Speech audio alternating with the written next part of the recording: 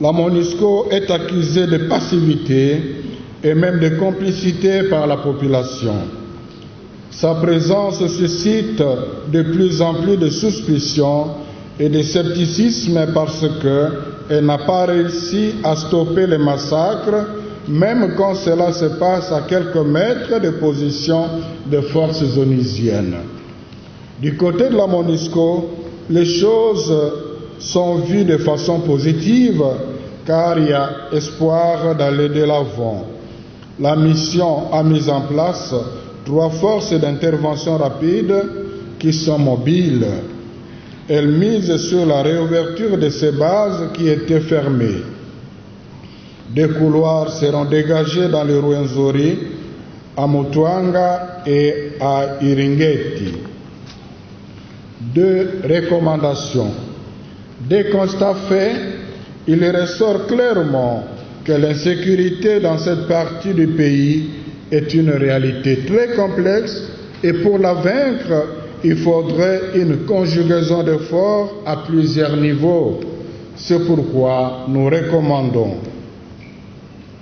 la refondation structurelle qui concerne la présidence de la République et le gouvernement central.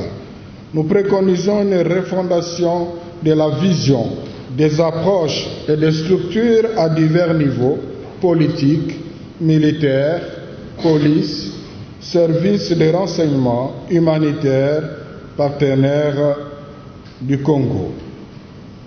L'épuration de la solde des militaires. Que diligence soit faite pour régulariser la paye de la solde des militaires, surtout celle des soldats de rang, et vérifier la meilleure utilisation des ressources allouées aux unités engagées dans les opérations, la maîtrise des effectifs et la bonne tenue de la logistique sur le théâtre des opérations. Détourner la solde et la ration des militaires au front est un acte criminel.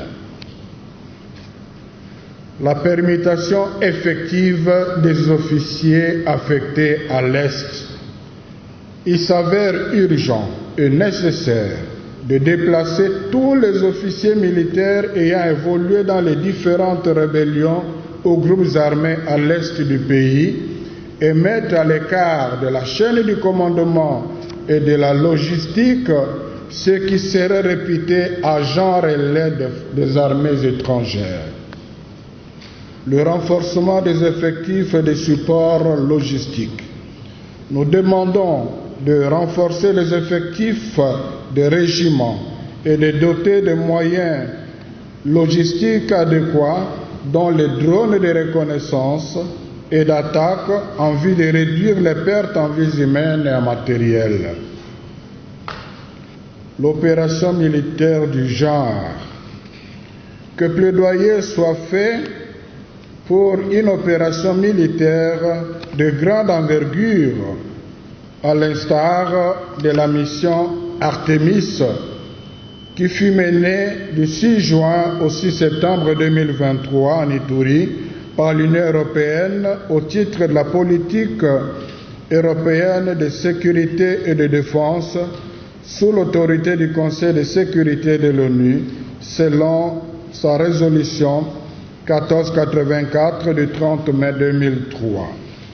Le désarmement, démobilisation et réinsertion sociale. Nous en appelons à l'achèvement du processus de désarmement et de démobilisation et à la prise en charge des démobilisés cantonnés depuis 2020. Plusieurs d'entre eux sont en train de rejoindre les groupes armés ou grossir les rangs des bandits et des gangsters. L'Observatoire pour la paix et relèvement socio-économique.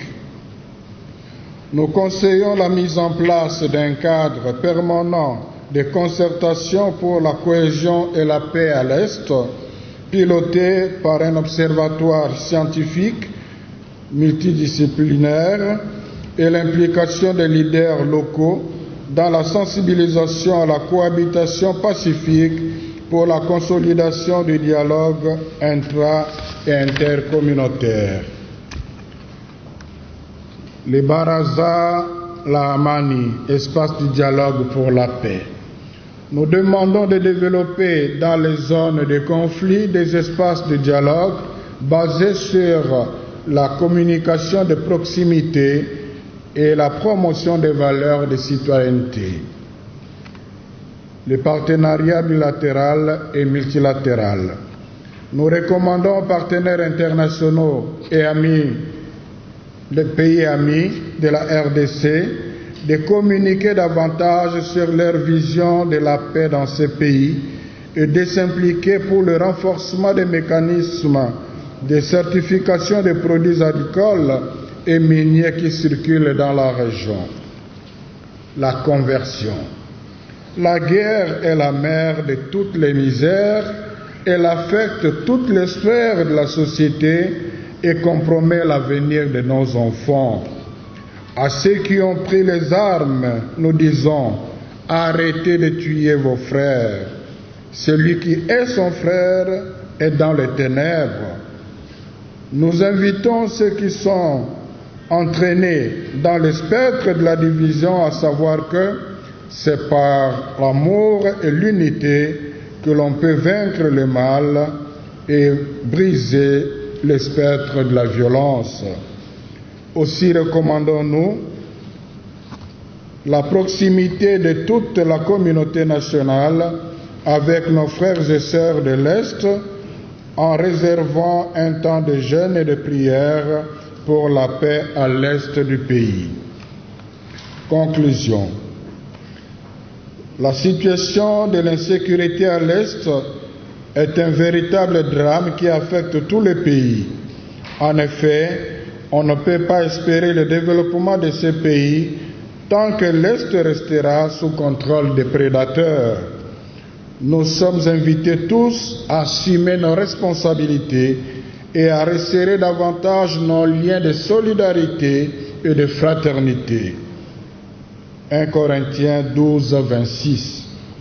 La SENCO demeure engagée à accompagner le processus de la construction de la paix et de la cohésion sociale. En vertu de notre mission pastorale, nous travaillerons au niveau interne et externe à consolider la fraternité entre peuples et communautés afin que des ennemis s'étendent la main et que des adversaires acceptent de faire ensemble une partie du chemin. Une fois de plus, nous exprimons notre compassion et nos condoléances les plus chrétiennes aux familles éprouvées, victimes de violences et de pillages. Que la Sainte Vierge Marie, Notre-Dame de la paix, nous obtienne la grâce d'une paix durable en RD Congo et dans la sous-région de Grand Lac. À la signature, pour les évêques membres du comité permanent de la SENCO, je vous remercie.